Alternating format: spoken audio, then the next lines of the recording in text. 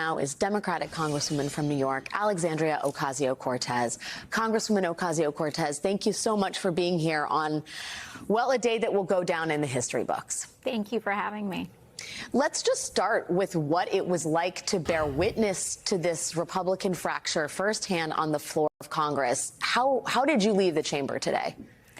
You know, I was honestly surprised. I did not think that Kevin McCarthy was going to have the votes in the first round, but I didn't think that it was going to be as catastrophic for him as it actually was. I think one of the things that we saw was, we saw that there were reports of there being up to 20 holdouts on the Republican side, except usually in the 24 to 48 hours before a vote, there are a lot of negotiations that happen, and Kevin McCarthy was engaging in some of those negotiations in order to bring that. Oh, also, liberals got really mad at me for saying Democrats are so fucking incompetent that they didn't keep running the clock out, as though I don't understand. I don't understand that it still continues even if you adjourn. Hey man, I know that. But when you adjourn, you give them time to fucking recoup and regroup and basically make backdoor concessions. I don't want that to happen. I want this fucking circus show to continue for as long as possible. I don't give a fuck if you're bored or tired, okay? Do your goddamn job. Let him fucking sweat. It's so silly. Also, they adjourned right before evening news and prime time. It was so weird that people were just yelling at me. They openly stated they want Tucker Carlson and Sean Hannity to whip the votes for them. The more they're stuck in that fucking, in the halls, the harder it gets to whip those votes. I want them to literally not be able to whip the fucking votes. That number down. Now, I didn't think he was going to have the vote at all, but we at least thought that that number would be less. But to get into the high teens, in nearly 18, 19 members refusing to support his speakership is an astonishingly high number. And I think it very much speaks to the lack of faith among elected Republicans that they have in Kevin McCarthy's speakership. And for him to have several months since the November elections and still not be able to clinch it, I think is very much a testament to a lack of leadership. This also signals to everyone what we already knew, right? This was the easiest lock. If you're even a little bit familiar with American politics, if you're even a little bit familiar with the Republican Party and how it operates, especially in the House of Representatives, you would know that they were 1,000,000% going to do this. They were going to have issues whipping votes when they have such a slim majority in the House of Representatives for any kind of fucking package, any kind of bill that they have, because the Tea Party, which they did this even under Donald Trump, will absolutely run the conversation. And it is very surprising to see that. But in the contrast on the Democratic side, we didn't have a single defection. And that unity is very much going to help us in, hopefully being able to secure some procedural wins and take advantage of certain moments. And I definitely want to return to that topic in terms of the Democratic unity and the conversations that have been happening inside the caucus. But it did not go unnoticed, shall we say, on the internet and elsewhere, that you were on the floor having some conversations with Republicans, including Matt Gaetz and Paul Gosar. Can you enlighten us at all as to what those conversations were like? And is there any hope that you guys work together to get Hakeem Jeffries elected as Speaker of the House?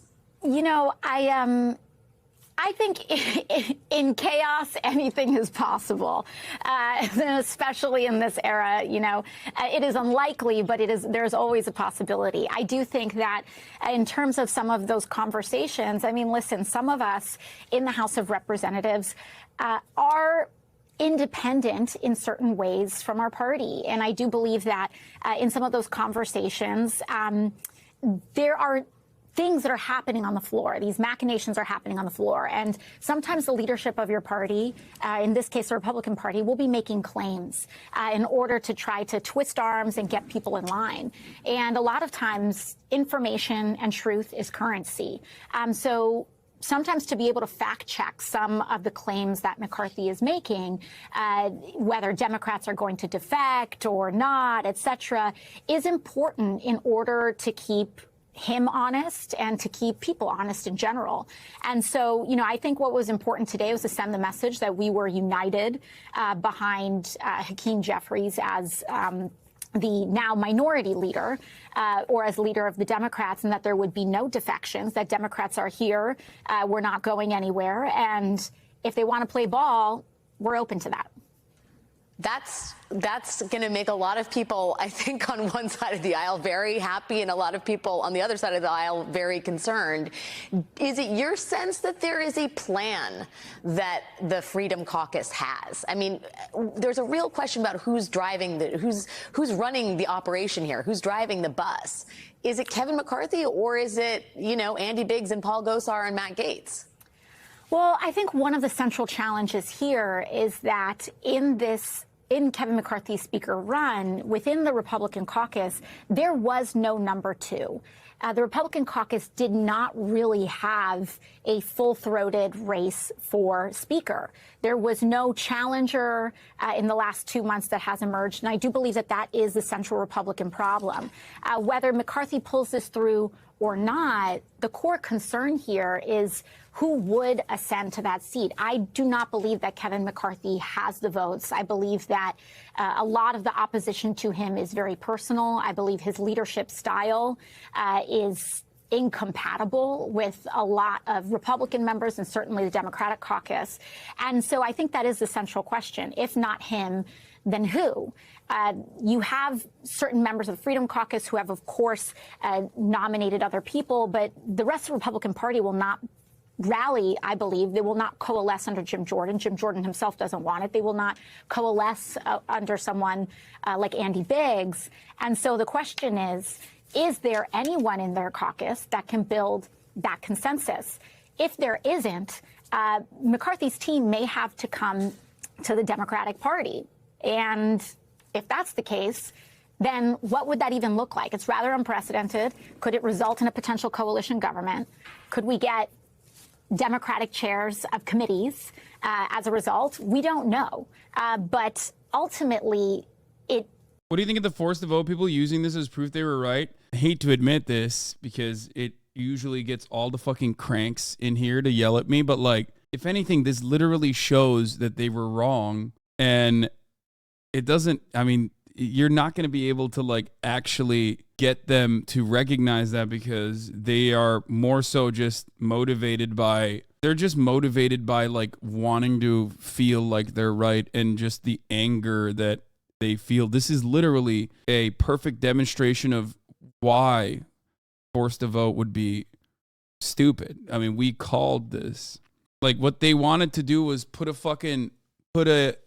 Medicare for all bill on the floor. Like that was one of the concessions that they wanted, which would have gotten eviscerated. What would voting on Medicare for all done? I still haven't seen an actual adult answer this basic question. Lamau, Biden ran as an anti-Medicare for all candidate and he won. Like what were they even talking about? Exactly. And at the time I told you, like if that concession came through,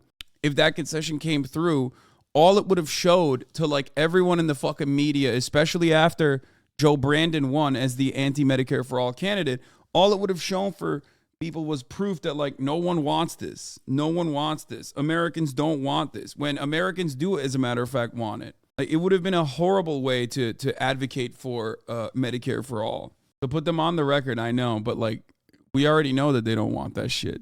Like we know. Joe Brandon very much said he was on the record when he said he's running against like Medicare for all. They are on the record. They're very much on the record already. What we saw here today is that in the last 2 months and now, Kevin McCarthy failed to unite his caucus and failed to even, I think he failed to respect the power of the Freedom Caucus enough as well. They are members of his party in order to build that coalition together. He failed as a coalition builder not once, not twice, but 3 times. And we reconvene tomorrow morning. And I'm not quite sure what he could or would do that would change the calculus between today and tomorrow. Nope. And that's a huge question. We know that well, we know that there's not really much he could do, and he hasn't. And the more this goes on, the more he hemorrhages support, which is fucking awesome. Okay, absolutely dope. Ultimately, 7,000 boxes of pizza were delivered to McCarthy's office, which suggests it's going to be a long night of negotiating. You suggested that Democrats are open to any overtures from McCarthy's office. Have there been any? Are you at liberty to say whether there are even preemptive conversations going on? Now, I think open is a generous term. I'm not saying necessarily that our party is signaling in openness just yet, but really it's about the cards that are in McCarthy's hands. And if he chooses to approach the Democratic caucus, then that would be a negotiation in and of itself for potential coalition government. But again, this is very much an unprecedented time. In your opening, you discussed what happened in 1855. The last time this happened was in 1923. And so we really have not seen many times in American history. And it is not a coincidence that they are times of division, times of extraordinary strife, disenfranchisement, and inequality. And I think that these are things that the Republican caucus is very much contending with. I also want to note that some of the requests made by these Republican holdouts are also small d Democratic in nature in terms of the rules of the House. You know, over a very long period of time, the concentration of power in the House of Representatives has concentrated to an extraordinary amount in party leadership of both parties. And what we see from the House Freedom Caucus is their attempt, however guided, misguided, destructive, constructive, whatever your perspective is, they are making attempts to reform the rules of the House in a way that would dilute McCarthy or the Speaker's power. And this part is also kind of true as well, but like, I mean, they're just doing it for nefarious purposes. They're doing it for nefarious reasons, but elevate the power of of individual members in the House. And that, I think, is an essential crux that is part of the rub here in their inability to create an agreement. So, you know, if McCarthy really wants this, he really needs to look at how he can get to the 218 that he needs. And you got to find that math somewhere. If you can't get those votes from the House Freedom Caucus, and he has provided many concessions, and it's just not working out. I got to ask you, you know, getting concessions from leadership can be done in many ways. And the House Republican Freedom Caucus has chosen a pretty public and fractious way to gain concessions. What happened on the Democratic side of the aisle in terms of this unbelievable unity in a very big tent party? I mean, what was the conversation like between parts of the Democratic Party that are much further left, much more progressive than some of this more centrist leadership, and in particular, yeah, I mean, Nancy Pelosi is a significantly better whip. We've talked about this before. As a matter of fact, like that's kind of what makes her so evil and so awful as like a politician. If we're thinking about it in terms of like helping the American population, right? And you know, meeting their needs or demands, right? But she is a very good whip. She's a very good fundraiser and she's a very good whip. And she whipped the shit out of the fucking party. It was like out of the question. Hakeem Jeffries, the new leader. Can you talk a little bit about that? Yeah, you know, I think there are a couple of things that are happening right now. One is that in order for us to take advantage of the fracturing on the Republican side, we have to operate as a full entire bloc. This margin is extraordinarily slim. We're talking about a margin of 4 votes. Yeah, they want committee positions. Matt Gaetz wants the chair of Armed Services Subcommittee. Representative Andy Harris wants to head the Appropriations Subcommittee on Health and Human Services. 4 out of 9 Rules Committee seats to be hardline conservatives. That's like what they're looking for. Yeah, they want committee positions on top of like other things that they've asked for, concessions that they've asked for. I mean, hey, they're playing fucking hardball, baby. They're playing hardball. They're playing politics. Votes. And so if they get to a point where they lose 4 or 5 votes and we stay 100% united, then there are possibilities where if it's not this vote, it could be other votes. There are procedural moments in the House where you can prevent, in their case, catastrophic legislation from coming to the floor if we remain united. I think some of these conversations coming forward is an acknowledgement of the severity of this point in history. We are talking about a very real danger in a Republican-controlled House. And that could mean that a very narrow, slim margin of 4 to 5 votes could have implications on whether we can raise the debt ceiling. It could have implications even on the 2024 election. And January 6th was all about the refusal to certify every state's election results. And it is no secret that Republicans have indicated that there are several who are willing to do it again. They are willing to reject certification of a presidential election if they do not like the results. And I believe that on the Democratic side, the acknowledgement of how fragile our democracy is in this moment is a critical part to that unity. We absolutely have differences, but I think a willingness to put that aside in order to figure out how we can navigate and exploit some of these major moments to advance really the issues of working people, raise wages, protect health care, and really defend a lot of the gains that we have made in the last 2 to 3 years is going to be very critical. Yeah, it's so important to underscore the fact that the last time this happened beyond 1923 was the eve of the Civil War, and it really does feel like an inflection point in terms of major social issues, race, identity, the whole lot. No one knows. Yeah, last time this happened, the parties were not as united internally, okay? Party lines back in the day in the United States of America were more aligned with, they were not as aligned, okay, as they are now. This is something that you need to understand. This is something that I briefly mentioned in the beginning of the broadcast as well. Back in the day, you had Republicans in the North that were more progressive, and you had Democrats in the South that were more racist and significantly, more conservative. Parties back in the fucking day, literally, or legislators back in the day, cared more about their internal constituency, their immediate geopolitical struggles, significantly more than just towing the party line. This was why there was a lot of struggle internally within parties.